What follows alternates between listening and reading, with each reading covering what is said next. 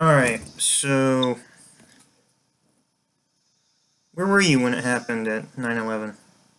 It's in Coos Bay here on Ocean Boulevard, and I think I just gotten up. I think it was a work night, and I got up, and your grandma Becky was already up, and she told me to look at the television, and I saw that one of the towers was on fire, and so that was pretty freaky. I know that somebody had tried to blow up the twin towers, or tried to do some.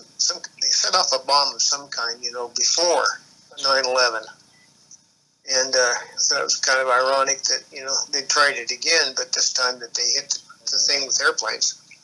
Uh, it's just kind of surreal. You're watching this on television, and it's just kind of hard to believe. Yeah. Um. Like the. What were you feeling in that moment? Well, I don't know. It was just like I don't know if I felt sad or angry or what. I was just kind of felt, this is really weird. Yeah. Um.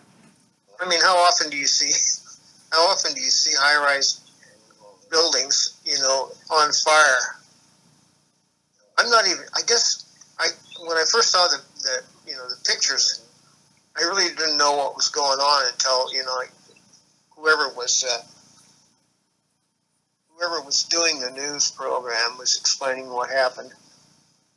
Yeah. And I don't remember if both towers had been hit by that time, or it was just one. I I don't think remember. there was two. There was two planes that hit at two consecutive hours or minutes, something like Right. that. I guess what I was trying to say is I don't know. When I saw the thing going on television, I can't remember if both towers had been hit at that time, or if it was just one. I really can't remember anything about watching the second plane hit the other building. It was just like I don't know. It was like watching a train wreck or a car wreck or something like that. You look at it and you wonder, what? How in the hell did that happen? Was it an accident? Did one airplane just accidentally hit one? But when two of them hit two different buildings, it was no accident. Yeah, it was definitely intentional.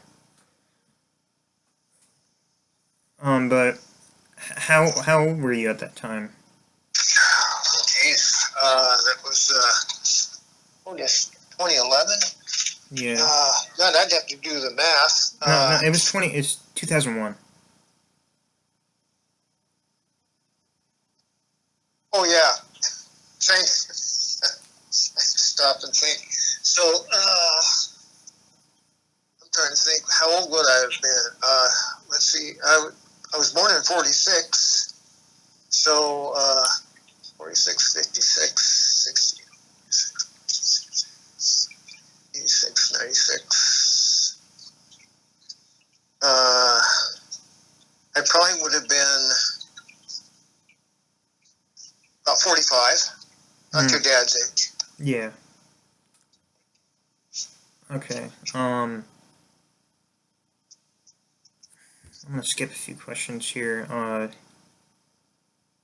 Do you think the nation is safer today, of the result of 9/11 happening? Um, Honestly, I don't. Do you want to tell us more, a little bit more, or are you done with that Well, question? I think that,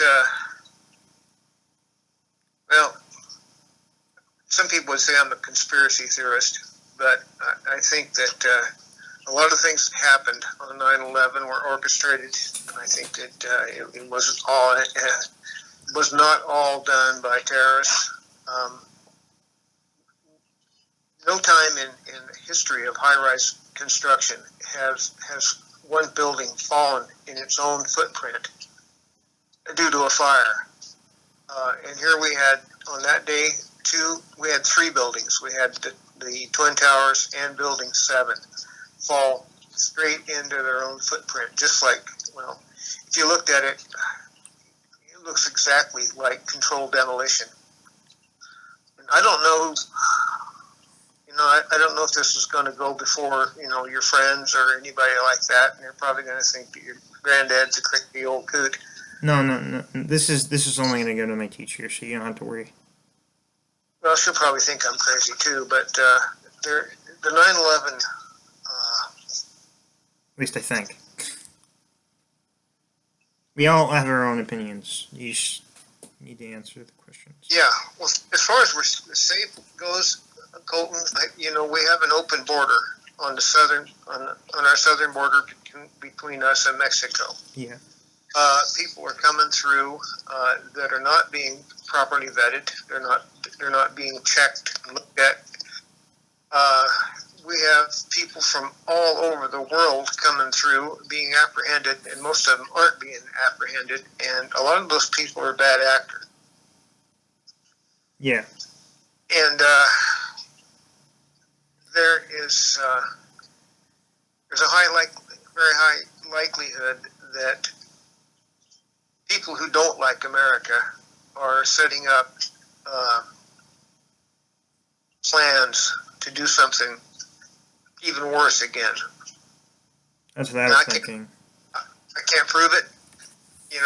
I've seen different articles on the internet, showing that there are radical Islamic groups that are setting up training camps, practicing war inside the United States. Really? Well, just recently, Taliban just came back into power in Afghanistan, I think it was. So that's not very good either. No. Well, America didn't learn anything from the Russians. The Russians went into Afghanistan, and they were fighting in the country of people who do not want anybody from the outside trying to influence how they live. Now, America helped the Afghanistan.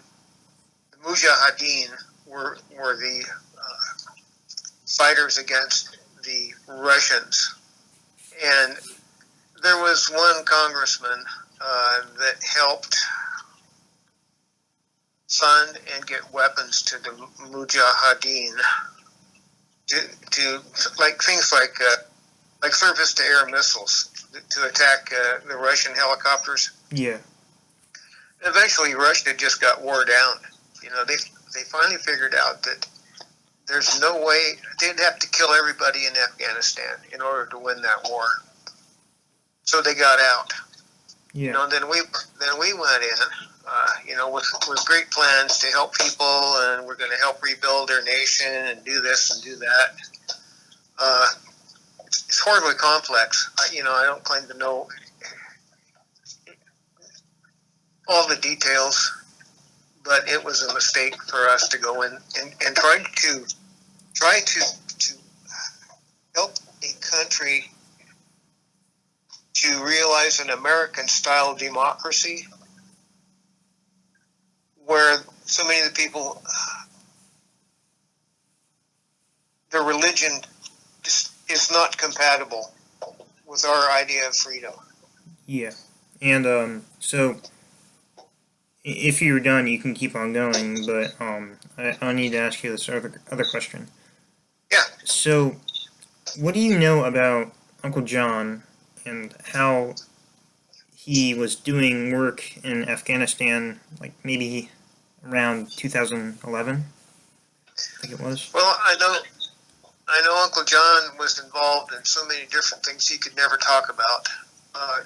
He was a commander of a naval special warfare unit. At one point, they were called Inshore Mobile Underwater Warfare Unit. He would work with Navy SEALs. He would go in and destroy shit. Yeah. And wasn't he like a nuclear type of guy or something? Well, He's yeah, like, he was. He started out in the Navy on the USS Enterprise, which was a nuclear aircraft carrier. And I'm not sure how he qualified, but he worked in the power unit in the. What am I trying to think of here? Sometimes words, stupid words, don't get in my brain. It doesn't come out like they just the power plant, the nuclear power plant that ran the ship. yeah, He ended up being one of the supervisors. One of the shift guys that was responsible for running the nuke. Then when he got off the carrier, he joined. I guess he went into a different. Well, even when he was on the carrier, he went when they were over in Vietnam. He would go inshore. He would go onshore with some of the Navy Special Warfare guys and the SEALs to do, covert work, you might say. I know that he had a lot to do with making life hard for people the bad guys yeah. who worked on the water.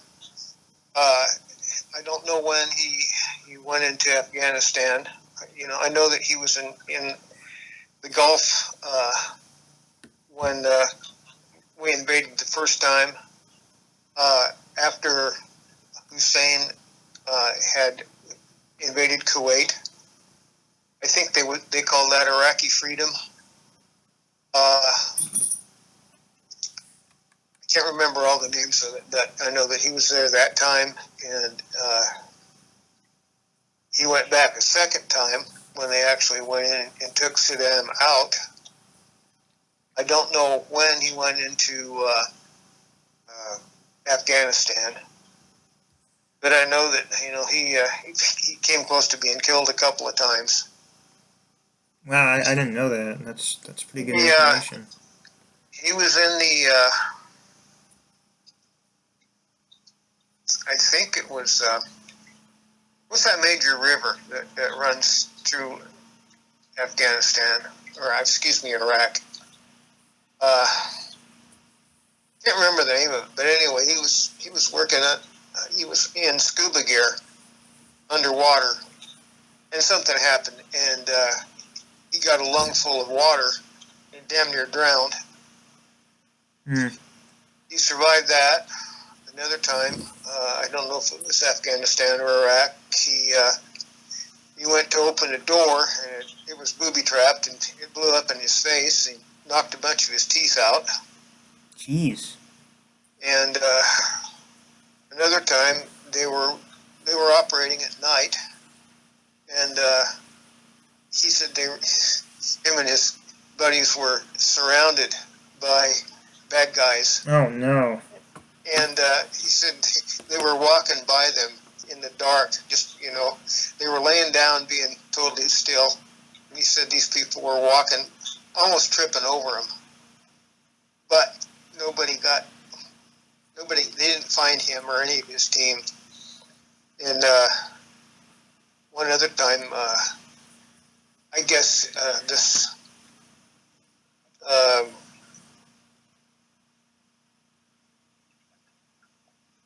I guess he must have been part of the Iraq insurgents. The guy popped out of around the corner or something and shot Uncle John, and he hit him in his slack jacket and knocked him down, and the lieutenant that worked with him was right behind him, and he killed the guy that shot John. So he had quite a life. Just luck of the draw that he didn't die over there. Yeah.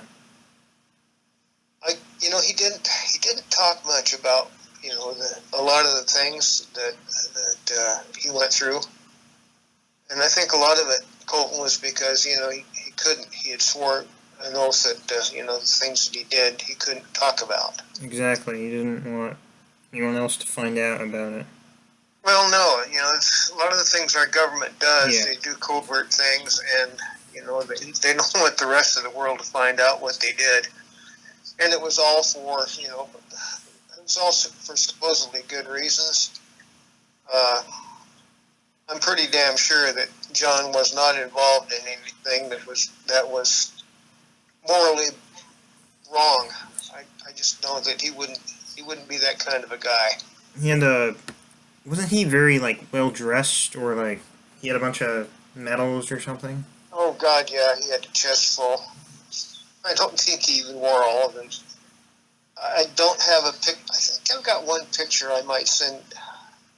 I can send it to you. Email it to you. Okay. He was in his dress blues. Trying to think of something else here. Yeah, my mind lost its track. He also, I don't know if you knew it or not, or if your mom knew it or not, but when they had Trojan nuclear power plant up on the Columbia, Mm-hmm. do you know about that? I think so. I heard something Well, about it. He was a shift technical advisor, so that he was, when the plant was actually working and generating electricity, he was one of the guys that was there, watching, the thing operate, making sure that it was doing what it was supposed to be doing. And then later, when they decommissioned Trojan, he was there to help tear the dang thing down. Yeah. And I know that he also did the same kind of work up at Hanford, where America, built part of the first atom bomb up at Hanford. Yeah. And there's tons and tons of radioactive waste and stuff that they had to get rid of and to deal with. I know that he was involved in that also. So when he wasn't out fighting war someplace, he was here in the United States trying to clean up nuclear messes. Yeah. He lived an interesting life. I know that I've talked to Little John, and I know he wishes that he knew a lot more about his dad. John was gone so much, doing the work of America. And, when he was home, he really couldn't talk much about what he did. Exactly. So it was kind of a difficult life. It's like, I guess that's part of, being a military family. Yeah, you couldn't just ask your dad how your day was. Yeah, Little John said, when he dies and gets to heaven, he says he's got a shitload of questions he wants to ask his dad. Kind of like you. I don't know. I wish I knew more about all the things that he'd been through, but he did a lot of stuff. I know that he basically put himself through college at Oregon State. He got a degree in engineering, nuclear physics. Wow. When him and Tina, I think probably it was maybe one or two of the children had been born. They lived in Corvallis. He drove log truck and worked in a gas station at the same time he was getting his degree.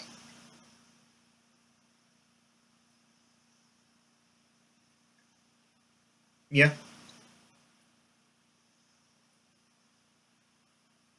So he was a hard worker, smart guy too.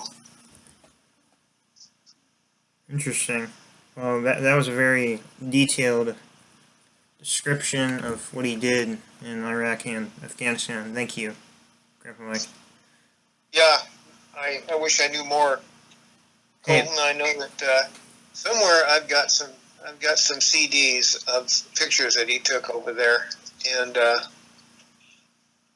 they used depleted uranium for what am I trying to say, for bullets, and on these large high caliber cannons, and I think that may have been part of the problem of why he died so soon after he retired.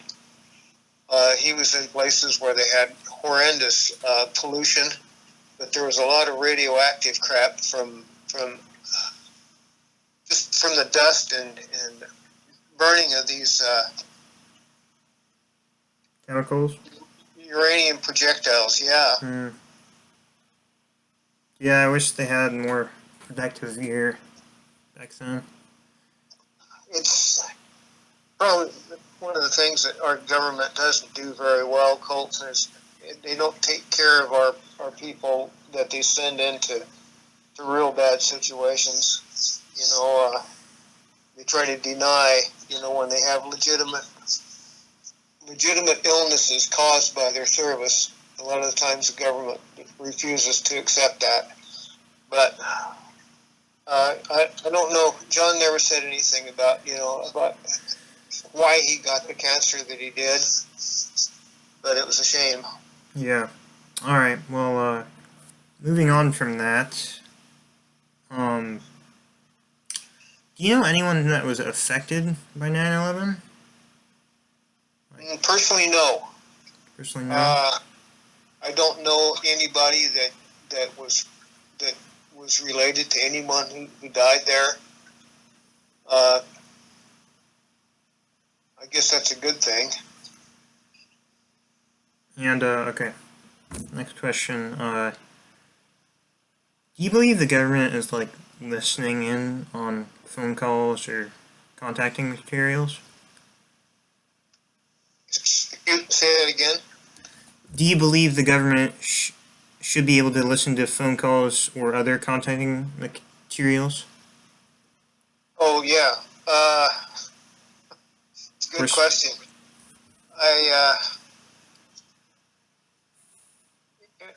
In one sense, I know that they got to be able to monitor terrorist activities. Yeah.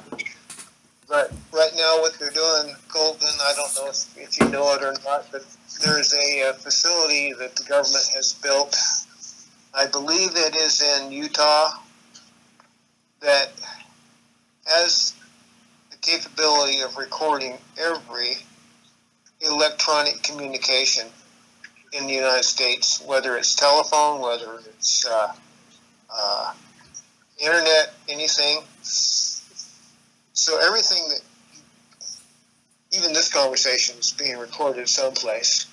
Yeah. The only problem is they don't have enough people to listen to all the conversations because there's 300 million, well, I don't know, probably 200 million people in the United States that use electronic communications one way or another.